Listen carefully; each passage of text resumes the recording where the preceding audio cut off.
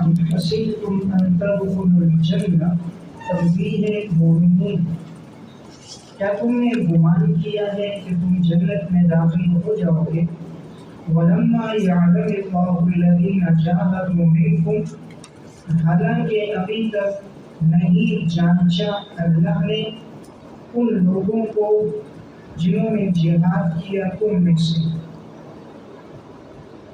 حالانکہ ابھی تک نہیں جانچا نہیں جانا اللہ نے ان لوگوں کو جنہوں نے جہاد کیا تم میں سے، وَيَعْلَمَ الصَّابِرِينَ، اور نہیں جانچا اللہ نے صبر کرنے والوں کو۔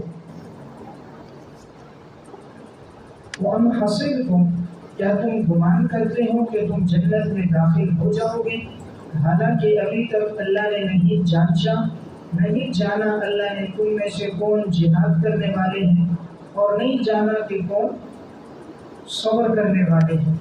وَيَعْلَمَ الصَّابِرِينَ، صبر کرنے والے، نیچے بریکٹ میں ثابت قدم رہنے والے۔ دیکھیں یہ حکمتیں چل رہی تھی نا کہ مداولت ایام کی حکمتیں، کہ یہ جو وقتی طور پر شکست ہوئی ہے اس کی حکمتیں کیا تھیں؟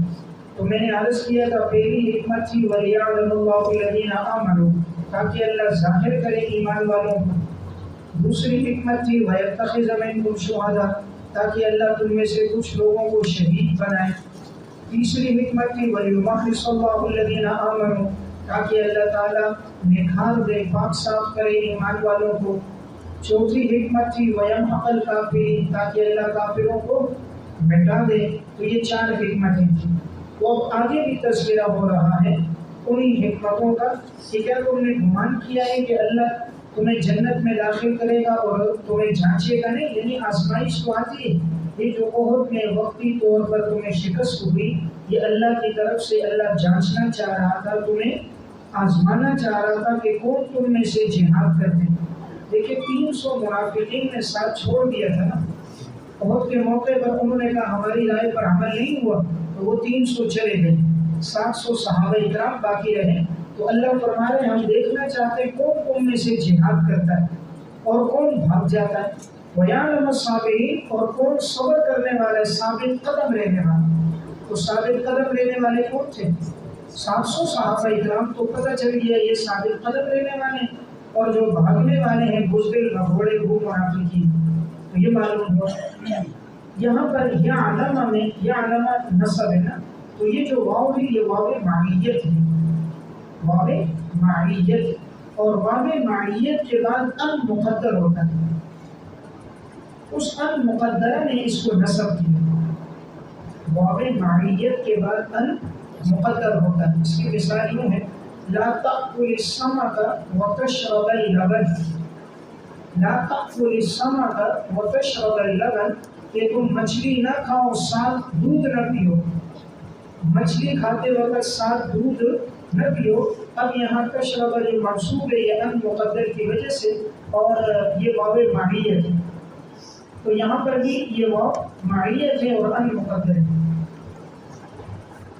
تو یہ جو مچھلی کے ساتھ دودھ کا استعمال جو کہا جاتا ہے یہ شریعت کا حکم نہیں، تجرباتی بات یہ ہے کہ اگر ایک انسان مچھلی استعمال کرے اور اس کے ساتھ ساتھ دودھ بھی اسی وقت استعمال کرے تو ایک تجربے کی بات ہے۔ بعض لوگ کہتے ہیں اس سے برس کی بیماری یا جسم پر نشانات پڑ جاتے ہیں، اس سے گریز کیا جائے، باقی بعض کو نہیں بھی ہوگا تو بعض کو ہو بھی سکتا ہے، ایک تجربے والی بات ہے۔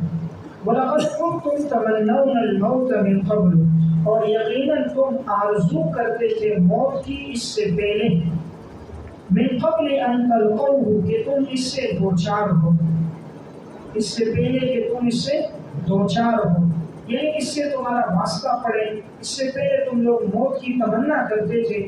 فقد رأیتموہ، حالانکہ تم نے اس کا مشاہدہ کیا، حالانکہ تم نے اس کا مشاہدہ کیا، وانتم تنظرون، درحال ہے کہ تم دیکھ رہے تھے۔ وَلَقَدْ كُنْتُمْ، اس آیت کے اندر اس بات کا بیان ہے، صحابہ اکرام نے جب شہدائے بدر کی فضیلت سنی تھی تو انہوں نے شہادت کی آرزو کی نا کہ بدر والے شہیدوں کا اتنا مقام ہے، تو یہ دعا کرنے لگے اللہ ہمیں بھی کیا دے، شہادت دے. تو اللہ رب العزت فرما رہے ہیں یہ جو احد میں تمہیں شہادتیں ملی تو یہ تو وہی ہے جس کی تم نے پہلے سے آرزو کی تھی، تو ہم نے تمہاری آرزو کو پورا کیا، اس پر غمگین ہونے کی ضرورت نہیں ہے. وَلَقَدْ كُنْتُمْ یقیناً تم لوگ آرزو کرتے تھے موت کی، موت کے نیچے شہادت، یعنی تم لوگ شہادت کی آرزو کرتے تھے اس سے پہلے کہ تم اس سے دوچار ہو، اس سے پہلے کہ تم دوچار ہو، یعنی احد سے پہلے، من قبل یعنی غزوہ احد سے پہلے تم نے خود تمنا کی تھی موت یعنی شہادت کی. فقد رأیتموہ حالانکہ تم نے اس کا مشاہدہ کیا، بریکٹ میں اسباب موت کا، اسباب موت کا تم نے خود بھی مشاہدہ کیا. دیکھیں بدر میں 70 مارے گئے، مشرکین میں 70 قیدی ہوئے، تو وہ جنگ میں تم نے خود بھی موت کے اسباب کو، لڑائی کو تم نے دیکھا. وانتم تنظرون درا حالے کہ تم دیکھ رہے تھے، یعنی تم نے خود اپنی کھلی آنکھوں سے دیکھا کیسے تم نے کفار کو مارا، اللہ کی کیسے مدد اتری، تو تم نے خود مطالبہ کیا، اس لیے ہم نے تمہیں شہادت دے دی. وما محمد الا رسول، تنبیہ مومنین، نہیں ہے محمد صلی اللہ علیہ وسلم مگر اللہ کے رسول. قد خلت من قبلہ الرسل، یقیناً گزر چکے ہیں ان سے پہلے بھی رسول.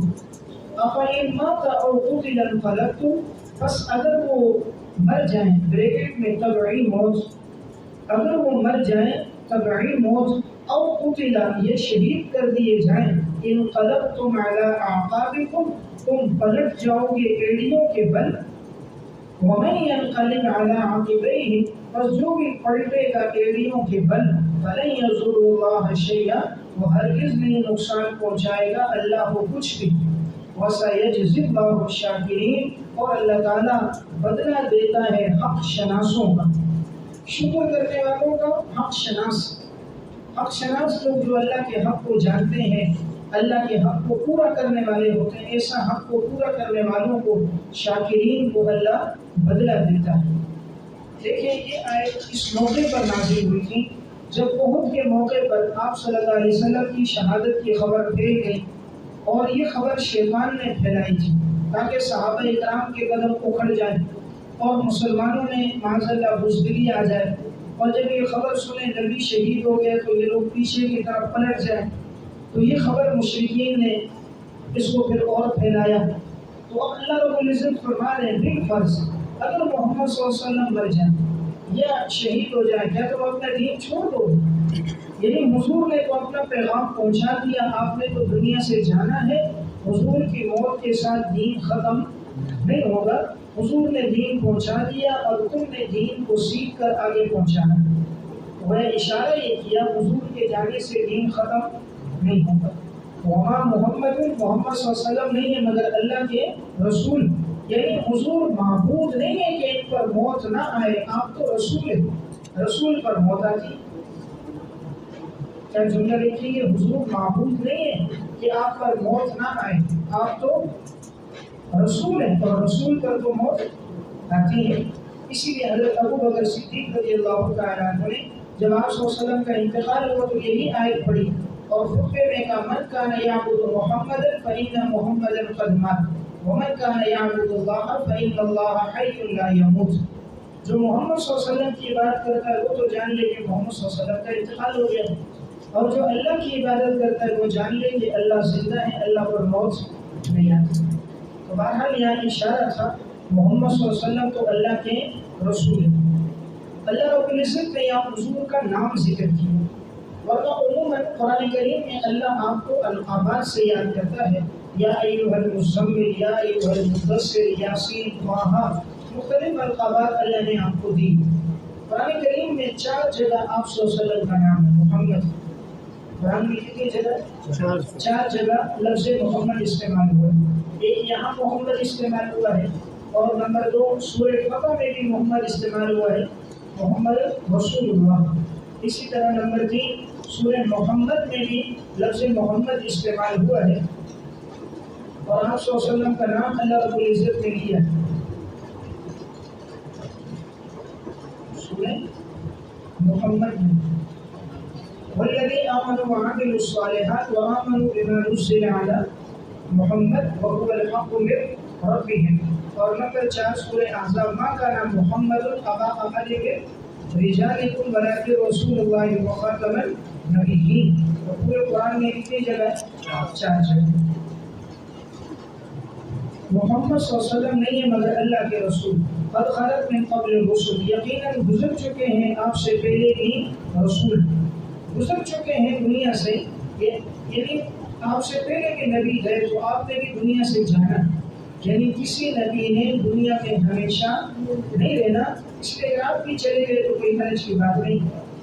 اب یہاں قادیانی استدلال کرتے ہیں اس آیت سے اور اس ٹکڑے سے، اور وہ کہتے ہیں کہ معاذ اللہ عیسیٰ علیہ السلام کا انتقال ہو گیا. اور وہ کہتے ہیں قد خلت من قبل الرسل، سارے رسول گزر گئے.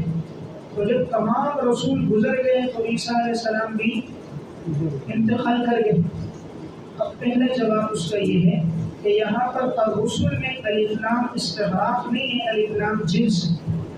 جنس ہے کہ یقیناً رسول گزر گئے. یہ مطلب نہیں کہ تمام رسول گزر گئے. تو اکثر جتنے تھے وہ سب گزر گئے، لیکن ایک رسول اب بھی باقی ہے، یعنی عیسیٰ علیہ السلام وہ گزرے نہیں ہے بلکہ ان پر موت آئے گی. تو یہ استغراق نہیں ہے. استغراق پر کوئی دلیل ہونی چاہیے، دلیل یہاں موجود نہیں ہے، جبکہ دیگر نصوص قطعیہ موجود ہے کہ عیسیٰ علیہ السلام زندہ آسمانوں پر ہیں. تو جب دیگر نصوص قطعیہ ہے تو ان کو لیا جائے گا. نمبر 2 بالفرض اگر آیت کو عموم پہ بھی رکھا جائے تو آیت میں تمام رسولوں کا تذکرہ ہے، لیکن دیگر آیات سے عیسیٰ علیہ السلام کی تخصیص ہو گئی. دیگر آیات سے عیسیٰ علیہ السلام کی تخصیص ہو گئی. آپ نے پڑھا قطعی چیز میں تخصیص قطعی کے ساتھ جائز ہے، پھر مزید تخصیص اخبار احاد کے ساتھ بھی ہو سکتی ہے. تو قطعی حکم سب گزر گئے، لیکن دیگر نصوص میں کہ عیسیٰ علیہ السلام چونکہ آسمانوں پر ہے بل رفعہ اللہ الیہ، اللہ نے اٹھایا ہے، اس کی ان کی تخصیص ہے. باقی پیغمبر دنیا سے گزر چکے. نمبر 3 یہاں کس نے کہا کہ خلق کا معنی موت ہے؟ خلق کا معنی گزرنا، اور گزرنے سے موت لازم آتی ہے. اب منافقین جب گزرتے تھے ایک دوسرے کے پاس جاتے تھے، قرآن کریم میں ہے، تو یہ تو نہیں کہ ایک منافق جب دوسرے کے پاس جائے تو اس پر کیا طاری ہو جائے؟ موت.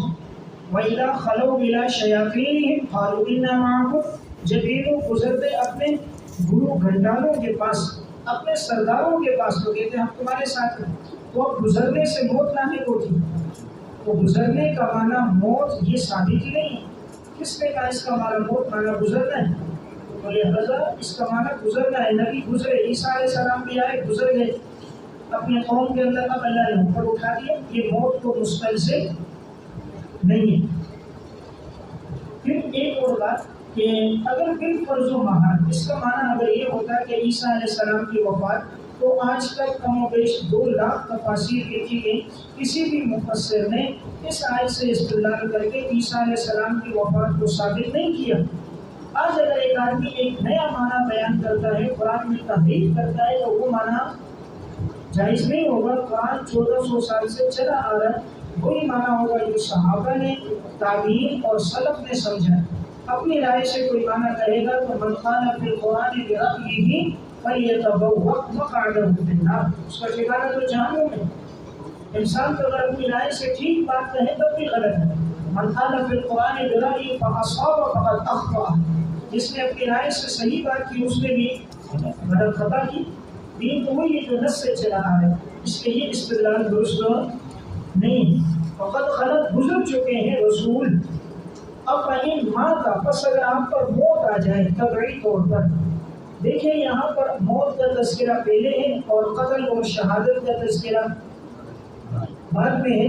چونکہ آپ پر موت تو یقینی طور پر آنی تھی نا، آپ صلی اللہ علیہ وسلم ابھی عہد میں شہید نہیں ہوئے، آگے تو آپ کا انتقال ہونا تھا، تو یقیناً ہونا تھا. اس کے موت کے لفظ کو پہلے لایا کہ حضور تو یقیناً دنیا سے جائیں گے، تو کیا آپ کے جانے سے تم اپنا دین چھوڑ دو گے؟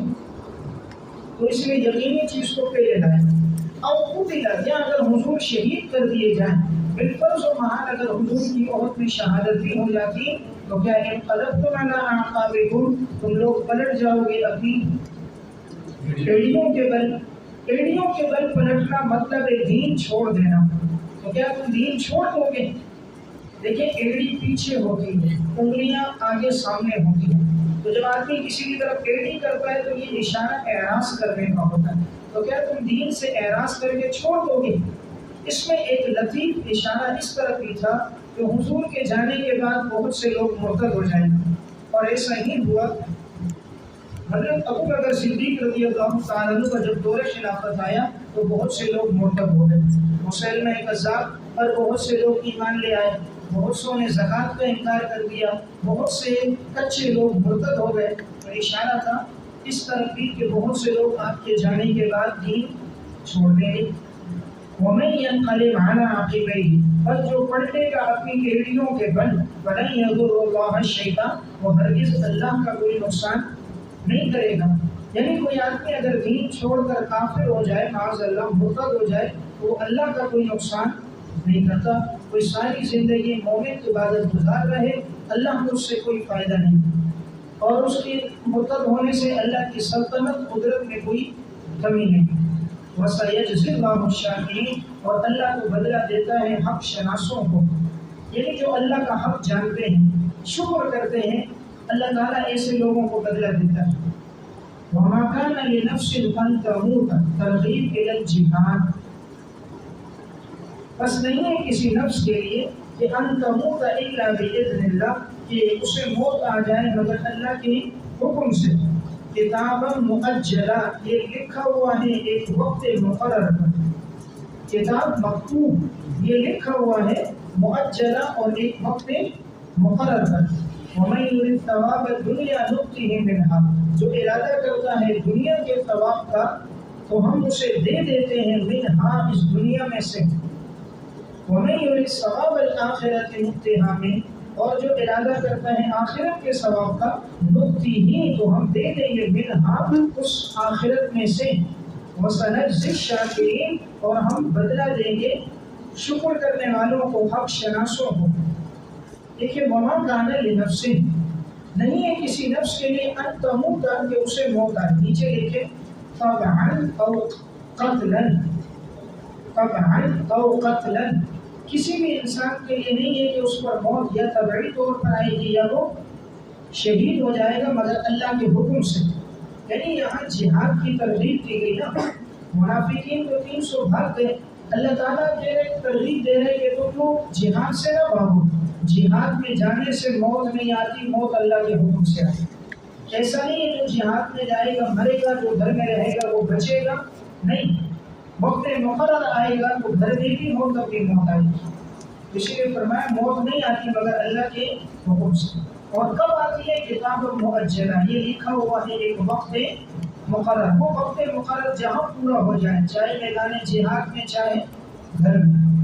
وَمَن يُرِدْ ثَوَابَ الدُّنْيَا، جو ارادہ کرے گا دنیا کے ثواب، بریکٹ میں مال غنیمت، جو ارادہ کرے گا مال غنیمت کا، نُؤْتِهِ، تو ہم دے دیں گے منہا، ضمیر دنیا کی طرف، دنیا میں سے۔ دیکھیں بعض صحابہ اکرام، آپ صلی اللہ علیہ وسلم نے فرمایا تھا نا کہ 50 صحابہ اکرام جن پر عبداللہ بن جبیر کو مقرر کیا تھا کہ تم نے احد میں اس جگہ کو نہیں چھوڑنا، تم لوگ اسی جگہ پر برقرار رہو، یہاں سے تم نے ہٹنا نہیں ہے۔ تو اب وہ لوگ غنیمت کے لیے آ گئے، انہوں نے کہا کہ تو دشمن کو شکست ہو گئی ہے، تو اب ان میں اختلاف کو بعض نے کہا بھائی حضور کی مراد تھی جب تک ان کو شکست نہ ہو، شکست کو ہو گئی، ہمیں تو پتہ ہو گئی، اب تو ہم جمع کریں گے، تو اکثر آگے، لیکن صرف کتنے باقی ہیں؟ 11 صحابہ اکرام عبداللہ بن جبیر کے ساتھ باقی رہے، باقی سارے آ گئے۔ تو اللہ فرما رہے جو ارادہ کرتا ہے مال غنیمت کا ہم اس کو دے دیں گے، اور جو ارادہ کرے گا آخرت کے ثواب کا ہم دے دیں گے اس کو منہا، اس آخرت میں سے، ہم آخرت کا ثواب اس کو دیں گے۔ یعنی جو حضور کا حکم پورا کرے گا دنیا کے لیے نہیں آئے گا، ہم اس کو آخرت میں بدلہ دیں گے، اور ہم تو شکر گزاروں کو، حکم ماننے والوں کو بدلہ دیں گے۔ شکر گزار، حکم ماننے والے جو ہمارے احکامات کو مانتے ہیں وہ شاکرین ہیں، اور ایسے شاکرین کو ہم بدلہ دیں گے۔ وَكَأَيٍّ مِّن نَبِيٍّ قَاتَلَ، تشجیع علی القتال، تشجیع کا معنی ابھارنا، قتال پر ابھارنا۔ وَكَأَيٍّ مِّن نَبِيٍّ قَاتَلَ مَعَهُ رِبِّيُّونَ كَثِيرٌ، بہت سے نبی گزرے ہیں کہ لڑے ان کے ساتھ مل کر بہت سے اللہ والے۔ وَكَأَيِّن مِّن نَبِيٍّ، بہت سے نبی گزرے ہیں کہ قتل معہو لڑے ان کے ساتھ مل کر. ترجمہ لکھیں لڑے ان کے ساتھ مل کر. ربیون کثیر بہت سے اللہ والے، بہت سے اللہ والے ان نبیوں کے ساتھ مل کر لڑے. کس سے؟ کفار سے.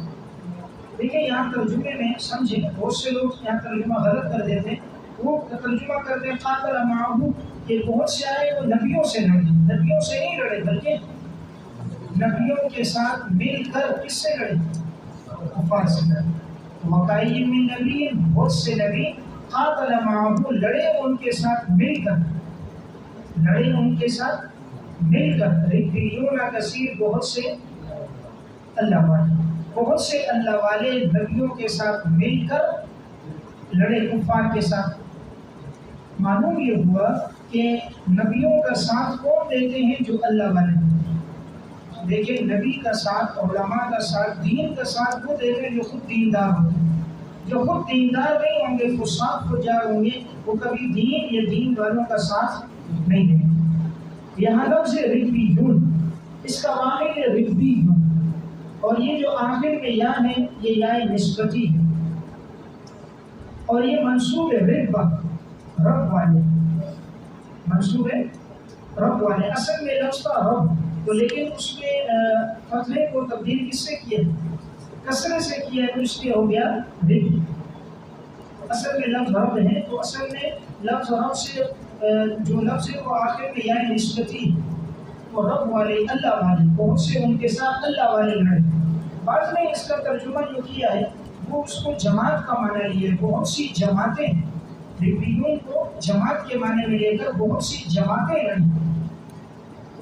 لیکن راجح بات یہ ہے کہ یہ منسوب الی رب ہے، تو اس کا معنی یہ ہوگا تو بہت سے اللہ والے، بہت سے اللہ والے، رب والے ان کے ساتھ مل کر کفار سے لڑے. فما وهنوا لما اصابهم فی سبیل اللہ، بس نہ ہمت ہارے، بس نہ ہمت ہارے بوجہ ان مصائب کے جو انہیں اللہ کے راستے میں پہنچے. فما وهنوا، بس نہ وہ ہمت ہارے، لما اصابهم بوجہ ان مصائب کے جو انہیں پہنچی اللہ کے راستے میں. وما ضعفوا، اور نہ وہ کمزور ہوئے. وما استکانوا، اور نہ وہ دبے دشمن کے سامنے، نہ دبے، دبے نہیں دشمن کے سامنے. واللہ یحب الصابرین، اور اللہ تعالیٰ تو صبر کرنے والوں کو پسند کرتا ہے. دیکھیں اس آیت میں یہ بتایا گیا کہ صرف تم اپنے پیغمبر کے ساتھ مل کر نہیں لڑ رہے، تم سے پہلے بھی بہت سے انبیاء علیہ السلام آئے اور ان کے ساتھ ان کی قوم کے لوگوں نے ان کا ساتھ دیا، انہوں نے کفار کے ساتھ لڑے اور اللہ نے ان کو فتح دی. جب انہوں نے اپنے نبیوں کا ساتھ دیا تم تو بدر ہی کے اولا ساتھ ہو، تم تو خیر الامم ہو، خیر امت ہو. اور جب انہوں نے نبیوں کا ساتھ دے کر لڑے، وہ سست نہیں ہوئے، کمزور نہیں ہوئے، تو تم بھی عارضی شکست کی وجہ سے سست اور کمزور نہ ہو. تو یہ تسلی دی جا رہی ہے، جنگ پہ ابھارا جا رہا ہے. پہلے لوگوں کو دیکھو، جیسے آج مثال دیتے ہیں کہ بھائی تم نے کیوں محنت چھوڑ دی، تم سے پہلے طلبا علماء ایسے گزرے، اتنی محنت کرتے، اتنا مطالعہ کرتے، اتنا پڑھتے، یہ تشجیع رکھو. یہاں بھی وما وہنوا، بس نہ ہمت ہارے بوجہ ان مسائب کے جو انہیں پہنچے اللہ کے راستے میں. معلوم ہوا اللہ کے راستے میں ہر جگہ لوگ گلے میں گلاب کے ہار نہیں ڈالتے، بلکہ بعض جگہ پتھر بھی رکھتے ہیں. ہر جگہ آدمی یہ امید رکھ کر نہ جائے کہ میرے لیے پھولوں کا اسٹیج ہوگا، بلکہ کبھی ایسا بھی ہوگا کہ طائف کا جیسے معرکہ تھا پتھر مارے گا. تو یہ دین پھولوں کا اسٹیج بھی ہے، پتھروں کو برداشت کرنے کی سخت بھی ہونی چاہیے. تو نبی کا وارث ہے، ہر چیز میں وارث ہے، صرف کھانے پینے اور دسترخوان میں وارث نہیں، ہر چیز میں وراثت ہے. تو وراثت مشقت اور تکلیف میں بھی. تو لما اصابهم، انہوں نے پہنچے اللہ کے راستے میں. وما ضعفوا، وہ نہیں کمزور ہوئے. معلوم ہوا تکلیف سے کمزوری نہیں آنی چاہیے، بلکہ تکلیف برداشت کر کے اور استقامت بڑھنی چاہیے. تکلیفوں سے پیچھے نہیں ہٹنا چاہیے. تو بعد مخالف سے نہ گھبرا لے، عقاب یہ تو چلتی ہے تو یہ اونچا اڑانے کی. تو جتنی آزمائشیں اور تکلیفیں آتی ہیں اس سے انسان کو اور اللہ بلندی عطا کرتا ہے.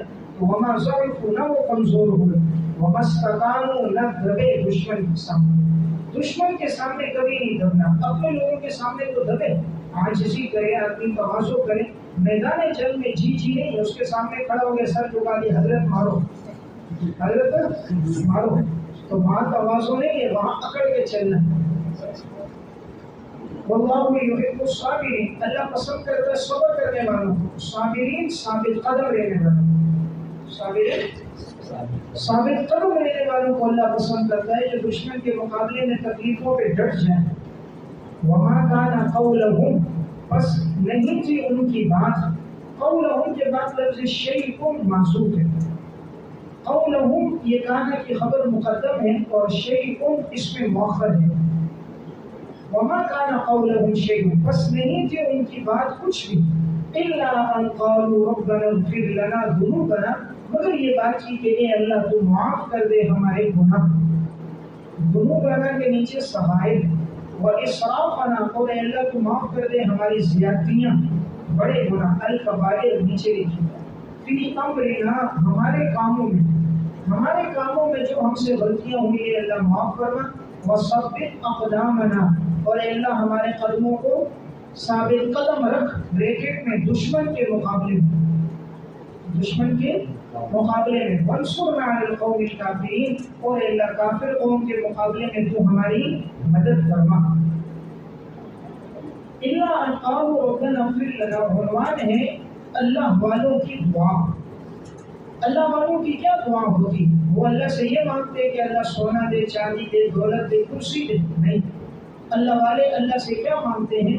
وہ کہتے ہیں اے اللہ ہمارے گناہوں کو معاف کرنا، تو ذنوبنا صغائر گناہ، واسرافنا زیادتی، بڑے بڑے گناہ، اے اللہ سب کون سے گناہ؟ فی امرنا، جو ہمارے کاموں میں، جو تو نے ہمیں حکم دیے، تیرے احکامات میں جو ہم سے کمی ہوئی، ہمیں لڑنا چاہیے تھا ہم نے بزدلی کر دی، آگے بڑھنا چاہیے تھا ہم پیچھے ہٹ گئے، آخرت کو طلب کرنا چاہیے تھا ہم دنیا کی طرف چلے گئے، اے اللہ جو ہم سے کمی ہو گئی تو ہمیں معاف کر۔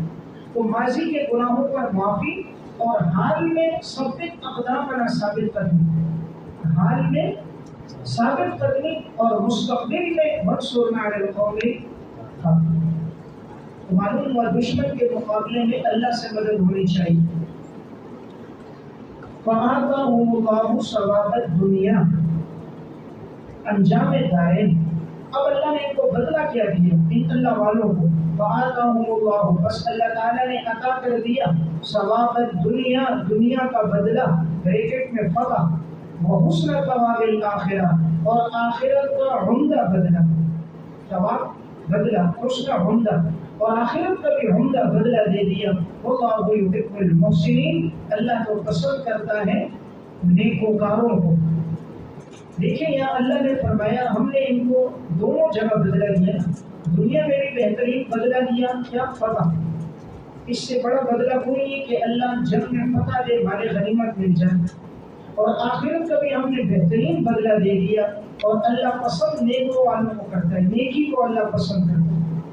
یا ایھا الذین آمنوا، تنبیہ مومنین، اے ایمان والو، ان تطیعوا الذین کفروا، اگر تم اطاعت کرو گے ان لوگوں کی جنہوں نے کفر کیا، اس کے نیچے لکھے کفار و منافقین، کفار و منافقین، اگر تم ان کی اطاعت کرو گے، یردوکم علی اعقابکم، لوٹا دیں گے تمہیں ایڑیوں کے بل، وتنقلبوا خاسرین، پس تم پلٹو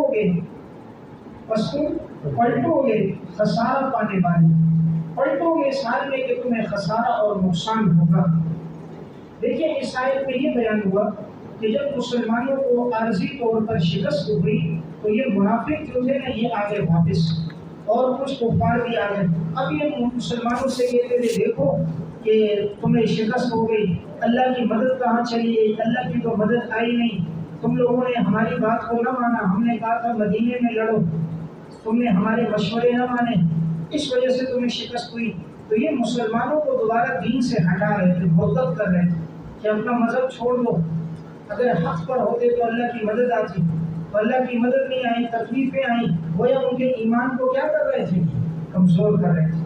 تو اللہ نے کہا کہ ان کافروں کی اطاعت نہ کرنا، اگر تم نے ان منافقین کی باتیں مانی تو یہ تمہیں پلٹا دیں گے، کس سے لوٹا دیں گے؟ تمہیں ایڑیوں کے بل یعنی مرتد بنا دیں گے۔ تو معلوم ہوا کفار کی اطاعت سے انسان دین سے بیزار ہو جائے گا، کفار کی باتیں ماننے سے انسان دین چھوڑ دے گا۔ اس لیے کہا ان کی اطاعت نہ کرو، اللہ رسول کی اطاعت کرو، ورنہ تم پلٹو گے اس حال میں کہ تم نقصان پاؤ گے۔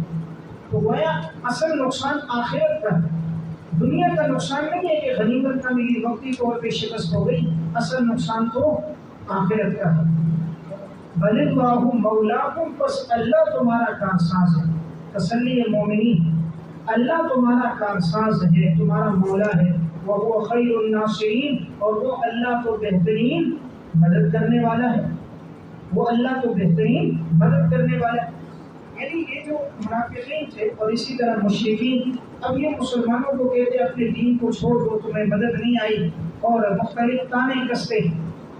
اب جب یہ ابو سفیان کو پتہ چلا غزوہ احد میں کہ آپ صلی اللہ علیہ وسلم کی شہادت کی خبر پھیل گئی، تو حضور تو زندہ تھے لیکن زخمی تھے، تو ایک پہاڑ کے پیچھے تھے، صحابہ کرام یہاں تھے، تو ابو سفیان نے پیچھے سے آواز لگائی، اس وقت یہ مسلمان نہیں ہوئے تھے۔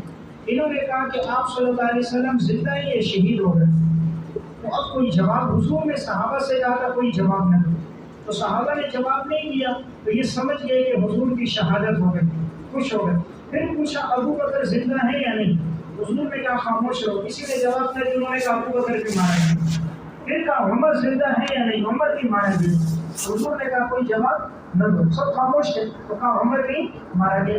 تو پتہ چلا مشرکین کے ہاں بھی ترتیب یہ تھی کہ حضور کے بعد کون ہے؟ ابو بکر کے بعد کون ہے؟ تو مکہ کے کفار کو پتہ چلا، لیکن راشدوں کو پتہ کہ خلیفہ بلا فصل کون ہے۔ اب جب ابو سفیان نے دیکھا کوئی جواب نہ آیا، سب مارے گئے، تو اس نے فوراً ایک نعرہ لگایا، اس نے کہا قول الحبل، جیوے جیوے حبل، جیوے جیوے حبل، حبل خود کا نام ہے، قول الحبل، جیوے حبل۔ اب آپ صلی اللہ علیہ وسلم نے دیکھا یہ شرک میں آگے بڑھ گئے، جہاں تک بات ذات کی تھی تو کوئی مسئلہ نہیں، لیکن یہ بات کہ یہ بت جینے اور اس یہ بلند ہو جائے، اس کا مرتبہ بلند ہو جائے، آپ صلی اللہ علیہ وسلم نے فرمایا جواب دو۔ تو جواب کیا دے؟ صحابہ نے کہا، آپ نے فرمایا اللہ اعلی و اجل، اللہ اعلی و اجل۔ انہوں نے کہا قول الحبل، آپ نے کہا جواب دو، اللہ اعلی و اجل، بلند کون ہے؟ اللہ بلند ہے، حبل بلند نہیں۔ اب ابو سفیان نے دوسرا نعرہ لگایا، اس نے کہا لنا العزى ولا عزى لكم، لنا العزى ولا عزى لكم، عزى تو ہمارا ہے تمہارا نہیں، عزى بت ہمارا ہے تمہارا نہیں۔ آپ صلی اللہ علیہ وسلم نے فرمایا اب اس کو جواب دو، اللہ مولانا ولا مولا لكم، اللہ ہمارا مولا ہے، وہ تمہارا مولا۔ تو یہ آیت اس موقع پر آئی، بل اللہ مولا، اللہ تمہارا مولا۔ معلوم ہوا کہ کافر نعرہ لگائے تو اس کو نعرے کا جواب دینا چاہیے۔ اگر وہ ایسا نعرہ لگائے جس نعرے کے اندر شرک کی روح ہو، کفر کی روح ہو، نحوست ہو، مسلمانوں کو چیلنج ہو، تو پھر آگے سے جی جی نہیں ہے بلکہ اس سے بڑھ کر تو نعرے سے اللہ تعالیٰ کی تو نعرے تکبیر ہو یا نعرے رسالت ہو یا ختم نبوت ہو، زندہ لوگوں کے نعرے نہیں ہو۔ من کان منکم مستنجد فلیستن بمن قد مات فإن الحی لا تؤمن علیہ الفتنہ، جس ابتدا کرنی ہے اس کی کرو جو دنیا سے جا چکا، زندوں کی نہیں، کیونکہ زندہ فتنے سے محفوظ نہیں ہے، کیا معلوم آخر کہیں بھی کس کو۔ اس لیے اصل عزت اللہ کی، اسلام کی اور رسول اللہ صلی اللہ علیہ وسلم کی۔ بہرحال بل اللہ مولا، اللہ تمہارا کارساز ہے، وہو خیر الناصرین، اور وہ اللہ بہترین مدد کرنے والا ہے۔ یعنی مدد یہ نہیں کریں گے، یہ جو منافق نے کہا ہم تمہارے ساتھ نہیں ہیں تو شکست ہو گئی تمہیں، اللہ نے کہا مدد اللہ کرتا ہے، انسان کیا مدد کرے گا؟ مدد وہ کرے گا جس نے انسان کو پیدا کیا۔ سنلقی فی قلوب الذین کفروا الرعب، عن قریب ہم ڈال دیں گے کافروں کے دل انہیں رعب، بما اشرکوا، بسبب ان کے شرک کرنے کے، بسبب ان کے شرک کرنے کے، اللہ کے ساتھ شریک ٹھہرانے کے، ما لم ينزل به سلطانا، بس نہیں اتارا اس اللہ نے اس پر کوئی دلیل، ومأواهم النار، ان کا ٹھکانہ جہنم ہے، وبئس مثوى الظالمین، اور یہ جو ظالموں کے لیے برا ٹھکانہ ہے۔ सनुल्क़ी फ़ी क़ुलूबिल्लज़ीना नमूना नुसरत इलाही, नमूना नुसरत इलाही, अन करीब हम डाल देंगे काफिरों के दिलों में रुअब, बिमा अशरकू इल्लत रुअब। इल्लत रुअब क्या है? शिर्क। इन्होंने शिर्क किया है इसलिए हमने इनके दिलों में रुअब डाल दिया। देखिए, जब मुसलमानों को आर्जी तौर पर शिकस्त हुई तो अब ये जो मुशरिकीन थे, अबू सुफियान के साथ इनका लश्कर था, ये लोग सारे भाग गए। जब आगे तक भाग कर चले गए फिर सोचने लगे कि यार हमें तो भागना भी चाहिए था, हमने तो उनके 70 आदमी मार दिए, उनको जख्मी कर दिया, ये तो मौका था मजीद उनको कत्ल करते, उनका माल को और लूट लेते, इनके मजहब को ख़त्म कर लेते। ये तो भागने का मौका नहीं था, ये तो और आगे बढ़ने का मौका था। तो अब फिर आप दिल में आया, सब ने कहा चलो दोबारा पलटते हैं, सब मुशरिकीन ने कहा चलो दोबारा हमला करते हैं। फिर आने लगे, फिर डर गए, कहानी क्या पता मुसलमान है दोबारा तरोताज़ा हो गए तो फिर लड़ेंगे। और अल्लाह ने कहा हमने उनके दिलों में तुम्हारा रोक डाला था, हालांकि तुम तो जख्मी हो, हथियार तुम्हारे पास नहीं, 70 आदमी तुम्हारे शहीद हो गए, आप सल्लल्लाहु अलैहि वसल्लम जख्मी हो गए। अब तो हमला करने का वक्त था, मुनाफिक भी उनके साथ थे 300, लेकिन अल्लाह ने ऐसा रोक डाला कि वो आगे ना आ सके। फिर सहाबा कराम उनके ताक़ुब में गए, हमराउल असद एक जगह का नाम है, वहाँ तक सहाबा की एक पूरी जमात उनके पीछे पीछे फिर भागी, आओ आओ मैदान में अगर लड़ना है, लेकिन वो लोग ना आए, भाग के चले। तो अल्लाह ने फरमाया काफिरों के दिलों में हमने इससे मालूम हुआ मुसलमान के दिल में अल्लाह बहादुरी शुजाअत डालता है और काफिर के दिलों में रोब होता है, वो बुज़दिल होता है। अब काफिर बुज़दिल क्यों होता है, मुसलमान ताकतवर क्यों होता है? इसलिए कि मुसलमान का खुदा ताकतवर है और काफिर का माबूद कमज़ोर है। तो सरूफ मतलब जिसका खुदा मट्टी से बना कमज़ोर, उसके मानने वाले भी कमज़ोर। तो मुसलमान का खुदा ताकतवर, इसलिए मुसलमान का ईमान भी। मुसलमान की मिसाल यूँ है, अगर वो जख्मी भी हो तो वो सोया हुआ शेर है, तो वो शेर है, जंगल का बादशाह है, जख्मी भी है, सोया हुआ, बेदार नहीं हुआ। जैसे बेदार होगा आवाज़ लगाएगा तो जंगल के सारे जानवर वहाँ से दुम दबा के भाग जाए। तो मुसलमान इसलिए गाफिल है, सोया हुआ है। जब ये अपने असल ईमान की तरफ लौटेगा तो हर जगह हुकूमत इस्लाम की। बहरहाल तो हमने इनके दिलों में रोक डाला। इसलिए जो आदमी जितना मुत्तकी होता है इतना बारोब होता है, जितना मुत्तकी होता है इतना लोगों के दिलों में अल्लाह उसका खौफ डाल देता है, लोगों के दिलों में अल्लाह उसकी मोहब्बत डाल देता है। तो जितना गुनाहगार फासिक होता है लोगों के दिलों से उसकी मोहब्बत खत्म होती है, उसकी ताज़ीम नहीं रहती, लोगों के दिलों में उसकी वजाहत बाकी नहीं होती।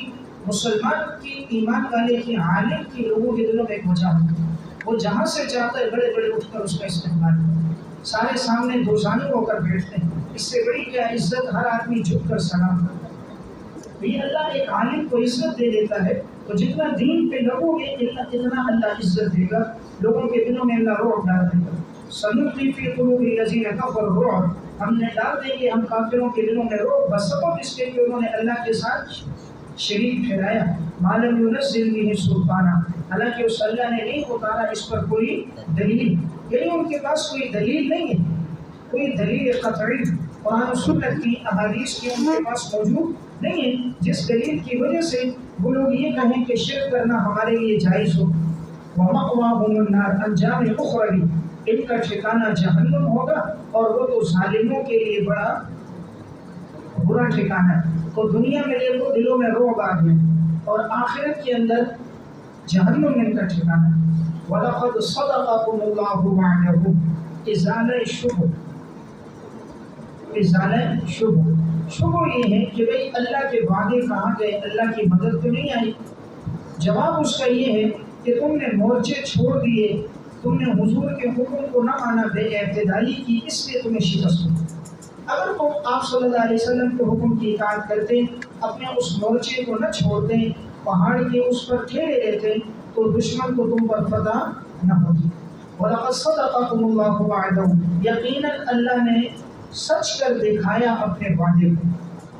इज़ तक़ुस्सूनहुम बिइज़्निही, जब तुम कत्ल कर रहे थे अल्लाह के हुक्म से, जब तुम कत्ल कर रहे थे उनको अल्लाह के हुक्म से। देखिए इब्तिदा में तो फतह मिली थी ना, इब्तिदा में तो मुसलमानों ने उनको कत्ल किया, अल्लाह ने कहा हमने तो अपना वादा सच्चा किया था, तो तुम उनको قتل کر رہے تھے. اصل میں تحس کہتے ہیں دانتوں سے شدت سے کاٹنا، کہ تم یوں حملہ کر رہے تھے اتنا غصے میں جیسے تم دانتوں سے کاٹ رہے ہو، اس طرح تم نے حملہ کر کے ان کو ختم کیا. لیکن آگے بات آ رہی ہے جب تم آپس میں جھگڑنے لگے تو کمزور ہو گئے، حضور کی بات نہ مانی تو تمہیں شکست ہوئی، ورنہ اللہ نے تو اپنے وعدے کو سچا کر دکھایا تھا. حتی اذا فشلتم، اسباب مغلوبیت، مغلوب ہونے کے اسباب کیا تھے؟ تمہارے عارضی شکست کے اسباب کیا تھے؟ کہ حتی اذا فشلتم، یہاں تک کہ تم نے ہمت ہار دی، تم نے ہمت ہار دی. نمبر 1، وتنازعتم فی الامر، اور تم نے اختلاف کیا، جھگڑا کیا، فی الامر، رسول کے حکم میں. سمجھ رہے؟ فی الامر سے مراد کیا ہے؟ فی حکم رسول الامر، رسول کے حکم میں تم نے جھگڑا کر دیا. کس طرح جھگڑا؟ کہ بعض نے کہا حضور کا نے فرمایا تھا کہ جگہ کو نہ چھوڑو تو تم نہ چھوڑو، بعض نے کہا نہیں ہمیں تو فتح ہو گئی، تو معاملے میں کیا کرنے لگے؟ جھگڑنے لگے. تو 11 آدمی وہی رہے، باقی سب نے وہ جگہ چھوڑ دی. تو شکست کی پہلی وجہ تم نے ہمت ہاری، دوسری وجہ تم نے رسول کے حکم کی نافرمانی کی. وَعَصَيْتُم مِّن بَعْدِ مَا أَرَاكُم مَّا تُحِبُّونَ. نمبر 3، تم نے نافرمانی کی بعد اس کے کہ دکھلایا تمہیں وہ جس کو تم پسند کر رہے تھے، دکھلایا تمہیں وہ جس کو تم پسند کر رہے تھے. تو حکم کے نیچے مال غنیمت، مال غنیمت جب اللہ نے تمہیں دکھایا کہ عارضی طور پر ان کو شکست، اور جب مشرکین کو شکست ہوئی تم نے مال غنیمت دیکھا تو تم نے دیکھ کر تم نے نافرمانی کر دی، تو تم نے نافرمانی کر دی بعد اس کے کہ اس اللہ نے دکھایا تمہیں وہ جس کو تم پسند کر رہے تھے. منکم من یرید الدنیا، من تبعیضیہ، نیچے لکھو بعض، تم میں سے بعض ارادہ کر رہے تھے دنیا کا، بریکٹ میں مال غنیمت. ومنکم من یرید الآخرہ، بعض تم میں ایسے تھے جو ارادہ کرتے تھے صرف آخرت کا. صرف دیکھیں صحابہ تو سب آخرت کا ارادہ کر رہے تھے، لیکن بعض مال غنیمت کی طرف بھی چلے گئے، اور بعض نے صرف کہا ہمیں آخرت چاہیے، ہمیں یہ دنیا نہیں چاہیے. ثم صرفکم عنہ، پھر اللہ نے پھیر دیا تمہیں عنہ، ان کافروں سے، پھر اللہ نے پھیر دیا تمہیں ان کافروں سے.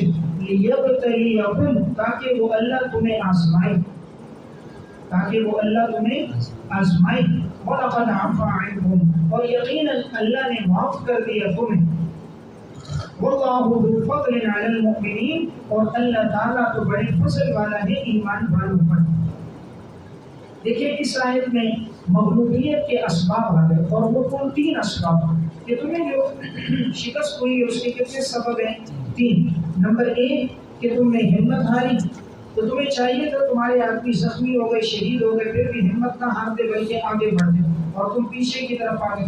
نمبر 2 تم نے رسول کے حکم میں مخالفت کی. نمبر 3 تم نے اس چیز کو دیکھا یعنی مال غنیمت، اور تم اس کی طرف آگے بڑھ گئے، تم نے نافرمانی کی. اب تم میں سے بعض ایسے تھے جو دنیا چاہ رہے تھے، مال غنیمت، جو آگے بڑھے، بعض ایسے تھے جو صرف آخرت کو چاہ رہے تھے. یہاں ایک بات سمجھے، دیکھیں مال غنیمت اگر کوئی پہلے بھی لینے چلا جائے تب بھی اس کو زیادہ تو نہیں ملتا. مال غنیمت تو ہر ایک کا برابر ہوتا ہے، جب تقسیم ہوتا ہے تو سب کو برابر دیا جاتا ہے. ایسا نہیں تھا کہ وہ آگے بڑھ گئے تو انہیں زیادہ ملنا تھا، ملنا تو اتنا ہی تھا، لیکن اللہ کو یہ ادا پسند نہیں آئی کہ انہوں نے مورچہ کیوں چھوڑا. ملنا تو بعد میں ان کو تھا، انہوں نے پہلے کیوں آگے چلے گئے. اللہ کو یہ ادا پسند نہیں آئی. تو جن کا مقام بلند ہوتا ہے ان کی معمولی بات پر بھی گرفت زیادہ ہوتی ہے. اگرچہ یہ لینا تو جائز ہے، مال غنیمت لینا حرام تو نہیں ہے، بعد میں تو ویسے ملنا تھا، لیکن چونکہ حضور نے منع کیا تھا اس وجہ سے ان کو مورچہ نہیں چھوڑنا تھا، اس لیے اللہ نے کہا کہ لوگ دنیا کی طرف چلیں. معلوم ہوا دنیا کی محبت ہر انسان کی فطرت میں رکھی. انسان بڑے سے بڑا کیوں نہ ہو جائے لیکن عارضی طور پر دنیا کی طرف اس کا کیا رہتا ہے؟ رغبت اور میلان باقی رہتی ہے. لیکن صحابہ کا مقام اتنا بلند ہے، اللہ نے یہاں تنبیہ تو کی لیکن آگے فوراً فرمایا وَلَقَدْ عَفَا عَنْكُمْ، یقیناً اللہ نے تم سب کو معاف کر دیا. تم سے جو معمولی خطا ہوئی، تم نے وہ مورچہ چھوڑا بھی، اللہ نے تمہیں معاف کر دیا. 3 تاکیدیں، لقد عفا عنکم میں لام بھی تاکید، قد بھی تاکید، عفا ماضی کا صیغہ بھی تاکید. 3 تاکیدوں کے ساتھ کہا ہم نے تمہیں معاف کر دیا. جب اللہ نے معاف کر دیا اب کوئی راکسی اگر اٹھ کر کہے کہ صحابہ تو بھاگ گئے، اور بھائی اگر وہ بھاگے تھے تو خدا نے انہیں معاف کر دیا، 1400 سال بعد تجھے جج بننے کی ضرورت نہیں، تو صحابہ کے فیصلے کرے، صحابہ کا فیصلہ خدا نے کر دیا رضی اللہ عنہ، لقد رضی اللہ عنہ المؤمنین اذ یبایعونک تحت الشجرہ السابقون الاولون من المهاجرین والانصار الذین اتبعوهم بإحسان رضی اللہ عنهم ورضوا عنہ وکلا وعد اللہ الحسنى اولئک حزب اللہ اولئک هم الراشدون اولئک هم المفلحون۔ اللہ نے ان کا فیصلہ کر دیا، ہمیں عدالت چلانے کی ضرورت نہیں۔ تو جب اگر وہ بھاگے تو غلطی کس کی تھی؟ نافرمانی اللہ کی، اور اللہ نے کہا ہم نے ان کو معاف کر دیا۔ بات ختم۔ ہمیشہ جب بھی کوئی سوال ہے نا، ابھی کراچی تھا وہ کہنے لگا مولانا صاحب صحابہ اکرام بہت سے بھاگ گئے، میں نے کہا پھر کیا ہوا؟ بھاگ گئے تو پھر کیا ہوا؟ کہا جی بھاگ گئے، بھائی پھر کیا ہوا؟ تو کہا پھر یہ ہوا اللہ نے معاف کر دیا، بات ختم۔ اس لیے یہ جملہ بڑا اہم ہے، پھر کیا ہوا، ہمیشہ اس کو یاد رکھنا، پھر کیا ہوا۔ اب کہتے ہیں حضرت عثمان رضی اللہ تعالیٰ عنہ بدر میں انہوں نے شرکت نہیں کی، پھر کیا ہوا؟ بھائی شرکت نہیں کی، بھائی پھر کیا ہوا؟ شرکت نہیں کی تو حضور نے خود اجازت دی تھی نا کہ تم میری بیٹی بیمار ہے رقیہ، تم اس کی ذمہ داری کر، تمہیں اتنا ثواب ملے گا جتنا بدر میں شرکت کرنے والوں کو ملتا۔ حضور نے خود اجازت دی تھی، آپ صلی اللہ علیہ وسلم نے جب خود اجازت دی تو بات ختم۔ اس لیے جب کوئی سوال کرے تو جواب کیا ہے؟ پھر کیا؟ کوئی حرج کی بات نہیں۔ تو اگر صحابہ سے یہ بات ہوئی تھی تو اللہ نے انہیں معاف کر دیا۔ دیکھیں یہاں ثم صرفکم عنہم، پھر اللہ نے پھیر دیا تم سے ان کافروں کو، لیبتلیکم، تسلی اول، یہاں سے اللہ 3 تسلیاں دے رہے ہیں۔ تسلی اول لیبتلیکم، تاکہ وہ اللہ تمہیں آزمائے۔ یہ عارضی طور پر شکست جو تھی اللہ نے آزمانا چاہ رہا تھا۔ وَلَقَدْ عَفَا عَنْكُمْ، تسلی نمبر 2، اللہ نے تمہیں معاف کر دیا، پریشان مت ہو۔ وَاللَّهُ ذُو فَضْلٍ عَلَى الْمُؤْمِنِينَ، تسلی نمبر 3، اللہ تعالیٰ تو بڑے فضل والے۔ تو اللہ کہہ رہے ہم نے تمہیں آزمانے کے لیے کیا، تو آزمانا کیا تھا؟ پتہ چل گیا منافق کون ہے مومن کون ہے۔ منافق تو بھاگ گئے، تو پتہ چل گیا وہ منافق ہیں، وہ مشکل وقت میں ساتھ دینے والے نہیں، یعنی وہ خون دینے والے مجنون نہیں، یہ دودھ پینے والے، تو پتہ چل گیا ان کا۔ نمبر 2 اللہ نے معاف کر دیا۔ نمبر 3 اللہ نے کہا بڑا فضل کس پر ہے؟ ایمان والوں پر ہے، یعنی شکست کے بعد بھی اللہ فرما رہے ہم ان سے راضی، ان پر بڑا فضل